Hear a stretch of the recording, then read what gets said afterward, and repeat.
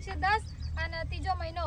તો આજ આપણે ઘણા દિવસ થયા હતા મગફળી વાવેતર વિડીયો બનાવ્યો હતો અને આજ મગફળી ઉગીને તૈયાર થઈ છે. મગફળી 15 દિવસ થયા છે એટલે કીધું અમારા ચાહકને બતાવો કે મગફળી ઉગીને આટલી થઈ છે. આ ઉનાળુ મગફળીનું વાવેતર કરેલું છે અમારું પીકે 37 છે એ.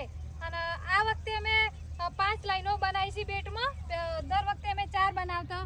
તો જોઈએ આ વખતે કેવું ઉત્પાદન મળે છે. અને પપ્પા કહેતા હતા કે હવે મગફળી ઉગીને તૈયાર થઈ જઈએ એટલે માઇક્રોરાજા પણ આપવાનું છે. તો કઈ રીતે આપવાનું છે એનો માઇક્રોરાજાનો વિડીયો પણ તમને બતાવશે અને અમારી મગફળીની ખેતી કેવી થાય છે પણ તમને રોજ બતાવશે.